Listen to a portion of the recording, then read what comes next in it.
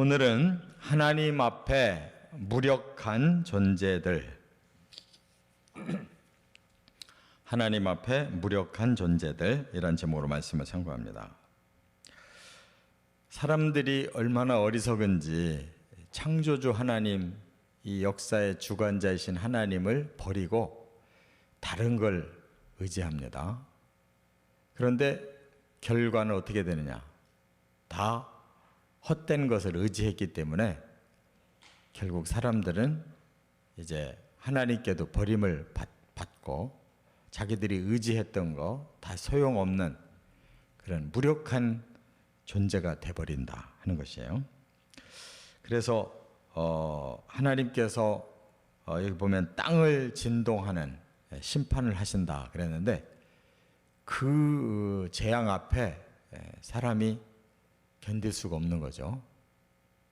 그래서 암혈 또는 토굴, 바위 틈 이런 데로 숨고 하나님의 위엄과 그 영광을 피하려고 한다 그랬어요. 이게 계시록에도 이 내용이 똑같이 나와요. 그냥 모든 지구가 다 파괴될 때 사람들이 그 하나님 앞에서 어떻게 하면 좀 피해서 살아나 볼까? 이 암혈이라는 것은 바위 굴을 말하는 거예요. 바위가 굴이 생기면 그 속이 얼마나 안전하겠어요. 그리고 토굴, 흙을 파고 굴을 만들고 또 뭐 바위에 조그마한 틈이 있으면 거기라도 들어가려고 하고 이 사람이 자기가 살아보려고 이렇게 애를 쓸 거라는 거예요. 그리고 하나님이 너무너무 이제 그 심판이 두려워서 그 하나님의 위엄과 그 하나님의 영광을 어떻게 하면 피할 수 있을까? 이게 바로 이 본문에도 나오지만 계시록의 그 마지막 재앙 앞에 사람들의 모습이에요. 왜 그렇게 됐느냐?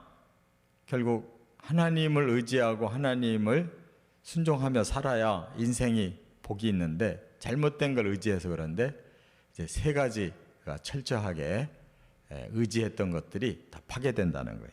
첫째, 우상들입니다. 여기 2장 19절부터 21절까지는 뭘 말하려고 하냐면 그들이 그렇게 의지하고 복받고 그렇게 잘 모셨던 그 우상들이 아무 소용없구나 하는 걸 이 막판에 깨닫는 거죠. 하나님이 땅을 진동시키고 무서운 재앙이 쏟아질 때 자기들이 그렇게 의지하고 복받고 하려고 잘 모셨던 우상들이 아무 소용이 없는 거예요. 여기 보니까 은 우상과 금 우상을 여기 20절에 보니까 사람이 자기를 위하여 경배하려고 만들었던 은 우상과 금 우상을 그날에 두더지와 박쥐에게 던지고, 이 말은 사람들이 다 자기를 위해서 우상을 만드는 거예요. 그러니까 신이 중심이 아니고 사람이 중심이에요. 그래서 내가 나에게 복을 줄 수 있는 존재, 그걸 우상을 만들어서 막 극진하게 섬기는 거예요. 이처럼 사람들이 어리석어요. 근데 그 재앙 앞에 속수무책이라는 걸 알고 끝까지 그 우상 붙들고 그 바위 굴로, 토굴로, 바위 틈으로 들어갔는데도 이제 자기들이 그 재앙에 죽음을 당한 상황이 되니까 이런 것들이 소용없구나. 그 굴 속에서 살아있는 존재가 박쥐들이잖아요. 박쥐 앞에, 두더지 앞에 내 팽개치더라. 우리가 정말 속았다. 헛것을 이렇게 끝까지 그걸 의지하고 왔었구나. 결국 그 깊은 굴 속에서 마지막 죽어가면서 우리가 잘못된 거를 섬겼구나 하고 그걸 소용없다 내버린다는 거예요. 거기서 회개라도 해야 되는데 버리기만 하면 뭐예요?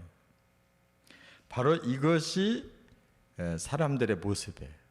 사람이 어리석어서 자기들이 자기들을 위한 우상을 만들어 놓고 그게 자기들을 위하지 않는다는 것을 막판에 깨닫고 그 굴 속에서 내버리더라. 참 얼마나 참담한 모습이에요. 이럴 날이 이제 마지막 때 오는 겁니다. 두 번째는 인생들. 사람이 사람을 의지하잖아요. 여기 2장 22절과 또 3장 2절부터 5절까지 보면 사람이 사람을 최고로 알고 있어요. 그것이 바로 실패의 가장 큰 원인이에요. 여기 이제 22절에 그렇게 말씀했죠. 너희는 인생을 의지하지 말라. 그의 호흡은 코에 있나니 새말 가치가 어디 있느냐 그랬어요. 인생이 뭐 대단한 걸 이룰 것 같아도 결국 호흡 끊어지면 아무것도 아닌 존재로 금방 며칠 내에 썩어버리고 그 존재가 무참하잖아요. 사람은 죽음 앞에서 겸손해지는 거예요. 자기 의지와는 관계없이 자기가 죽어가고 썩고 망한다는 것을 이제 스스로 느끼면서 그렇게 죽잖아요. 호흡이 끊어지잖아요. 그 죽음 앞에서도 사람들은 살아보려고 얼마나 용을 쓰는지 몰라요. 그게 인간이에요. 어떻게 해서라도 더 호흡을 하고 살아보려고 허걱거려도 결국 그 마지막 순간에 서서히 숨이 끊어져 가는 거예요. 그때 정신이 마지막까지 있는 사람들, 그런 사람들이 얼마나 그 자기의 마지막 순간을 느낄 때 얼마나 처참하겠어요. 이게 바로 인생인데 별것도 아닌 존재들이 이렇게 살아있는 동안에는 뭐 대단한 걸 할 것처럼 야단을 떨고 별짓들을 다 한 이 인생이 너무 초라한 것들이라는 거예요. 그러면서 여기 3장 2절부터 사람들이 뭘 의지하느냐, 뭘 대단하다고 여기느냐를 여기 쭉 설명했어요. 용사, 전사, 그렇잖아요. 막 전쟁 때 용사들, 전사들 얼마나 위대해 보여요. 또 재판관들, 평소에 막 높은 재판석에 앉아가지고 사람을 막 살렸다 죽였다 하잖아요. 선지자들, 뭔가 하나님 말씀을 전하는 때 그 사람들이 꼭 하나님처럼 보이잖아요. 또 복술자들, 뭐 다 아는 것처럼 막 복채 받고 막 이런저런 예언해 주잖아요. 또 장로들, 뭐 가장 존경스러운 존재들이라고 생각하잖아요. 50부장, 50명이나 사람들을 휘하에 두고 거느릴 수 있는 이런 권력이 있잖아요. 귀인들, 사람들이 아주 저 사람은 대단히 훌륭하다고 존경하잖아요. 모사들, 뭐 온갖 지략과 전략을 다 가지고 있는 똑똑한 사람들, 정교한 장인, 물건을 기가 막히게 만들어내는 기술자들, 능란한 요술자, 막 별별 걸 다 이런 마술을 부리는 자들, 이런 자들이 사람들 앞에는 대단해 보였는데 그들을 다 제하실 것이다.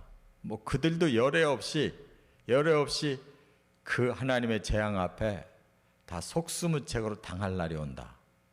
이게 인간의 모습이라는 거예요. 뭐 자기가 조금만 가지고 있으면 대단한 것 같아 보이는데 그게 무너지는 날은 한순간이에요. 그래서 소년들 보고 아이들 보고 우리를 다스려달라 그런대요. 그러니까 그런 인물들이라고 하는 것들이 어느 순간 다 사라져버리더라 하는 거예요. 사람들은 서로 학대나 하고 이웃을 잔해하고 아이가 노인에게 비천한 자가 존귀한 자에게 교만을 떨고, 이게 인간이 뭐 완전히 무질서 상태인 거예요. 이게 사람이라는 거예요. 사람들은 막 나 살으려고 막 남을 막 밟고 넘어가는 거죠. 이러한 인간들이 뭔 가치가 있다고 그렇게 똑똑한 체하고 교만을 떠느냐, 이런 말이에요. 세 번째, 가장 비참한 것이 뭐냐? 여기 3장 1절과 6절 7절에 보면 물질이라는 거예요. 물질. 사람들이 마지막 의지하는 게 물질이에요. 그 마지막 의지하는 물질이 뭔가요? 여기 보니까 양식과 물과 의복이래요. 사람이 마지막까지 필요한 게 그거예요. 먹을 것이 있어야 돼요. 물이 있어야 돼요. 옷을 입어야 되잖아요. 그것마저 다 사라진다는 거예요. 사람 마지막 죽을 때 이제 물이 안 넘어가면 끝나는 거예요. 그 사람 죽는 거예요. 양식은 그 전에 떨어져 버리고 양식 안 받아들입니다. 몸이 마지막 물까지도 안 받아들이면 끝나는 거예요. 그래도 수의는 입고 가잖아요. 그것마저 없어지면 사람 뭐가 남는 거예요? 아무것도 없어요. 죽은 시체 벗겨놓으면 가장 비참한 거예요. 사람이 마지막까지 의지하는 게 물질을 의지하죠. 그것마저 사라진다. 뿐만 아니라 이 모든 물질 세계를 다 하나님이 파괴해 버리시면 뭐가 남아요? 사람이 붙들려고 했던 거 아무것도 남는 게 없는 거예요. 바로 그걸 얘기하고 있어요. 인생은 그러면 끝장이에요. 남는 건 하나님만이 계시는 거예요. 사람들이 이렇게 우상을, 자기 자신을 또 마지막 양식과 물이라도 의지하려고 하는 그 모든 것들이 다 죄악으로 인해서 다 소멸되고 끝장날 때 사람이 마지막 고백할 수 있는 일은 하나님 밖에는 안 계십니다. 하나님을 그때서 알아보고 경외한들 다 끝나는데 뭐가 남아요? 영원한 형벌만 남는 거예요. 이것을 깨달아야 이제 사람은 하나님 앞에서 다시 겸손하게 새 출발할 수가 있습니다. 이 귀한 말씀을 마음에 깊이 새기고 살아가시기를 주의 이름으로 축원합니다.